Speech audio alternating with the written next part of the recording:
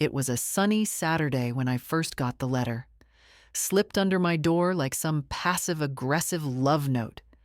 Violation notice. It screamed in bold red letters, courtesy of the Willow Creek Homeowners Association.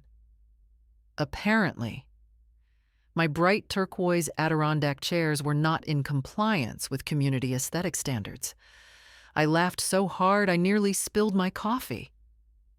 Aesthetic standards. This was a cookie-cutter suburb in Ohio. Not the freaking Louvre. My name's Jake. By the way, 32. Single. Graphic designer. And proud owner of a little ranch house I'd saved up for years to buy. Those chairs. They were my rebellion against the beige tyranny of this neighborhood, where every mailbox, fence, and front door looked like it was ordered from the same catalog. But the HOA, led by the infamous Karen Whitaker 50s, perm so tight it could double as a helmet, and a smile that could curdle milk had other plans. I'd heard the stories Karen finding folks for unapproved flower beds, measuring grass with a ruler, even citing someone for a garish pink flamingo. But I wasn't about to let her win this one. The fine was $200, and the letter demanded I remove the chairs within 48 hours or face further action. Further action. What were they going to do? Send the HOA SWAT team I stewed all weekend? Pacing my living room, staring at those chairs through the window. They weren't just chairs. They were a statement.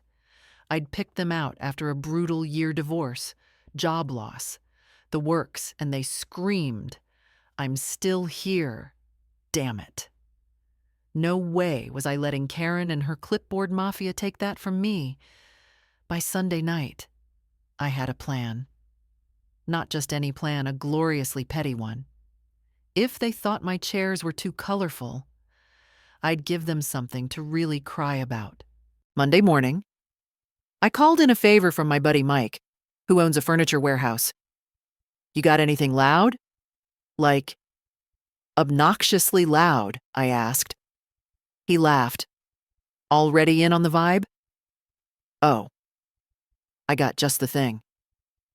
By Wednesday, a delivery truck rolled up with a neon green sectional sofa, the kind you'd see in a Vegas nightclub, complete with LED borders that pulsed like a rave.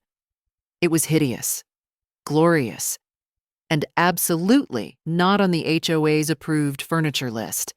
I had it plopped right in my backyard, visible from the street, but technically on my property. For the cherry on top, I grabbed a can of red spray paint and scrawled, "HOA can kiss my grass" across the backrest.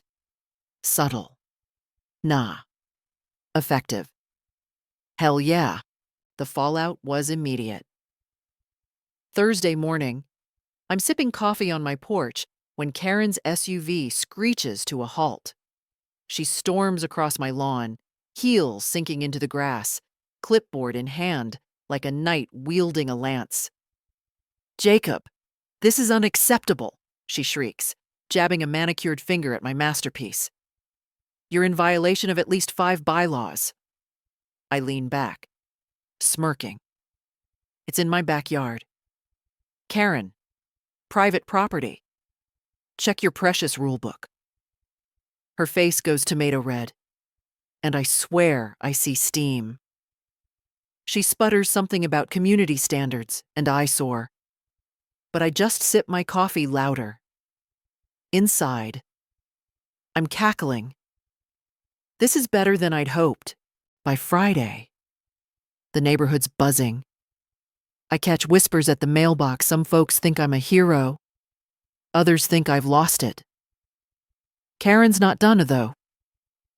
She calls an emergency HOA meeting, and I get another letter. This one threatening legal action if I don't remove the offensive installation. Offensive. It's a couch.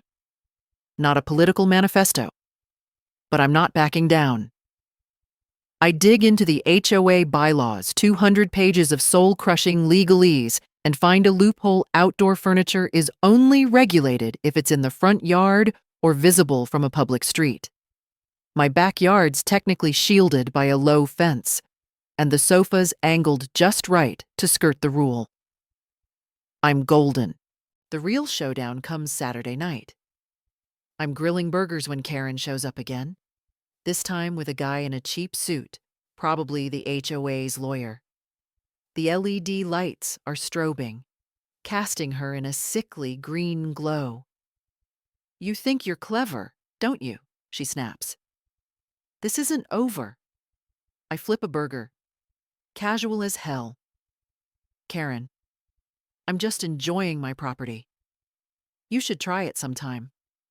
The lawyer's scribbling notes, but I can tell he's out of his depth. Then, the twist: I'd posted a photo of the sofa on the neighborhood Facebook group.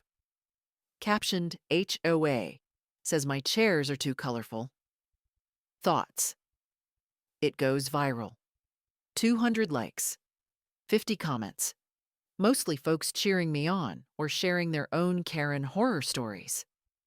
One guy even offers to donate a disco ball to complete the look.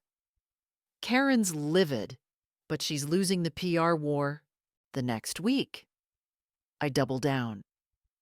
I add a neon pink flamingo next to the sofa, just to twist the knife. Karen's letters keep coming, but they're weaker now, more desperate. By week 3, she's slipped up.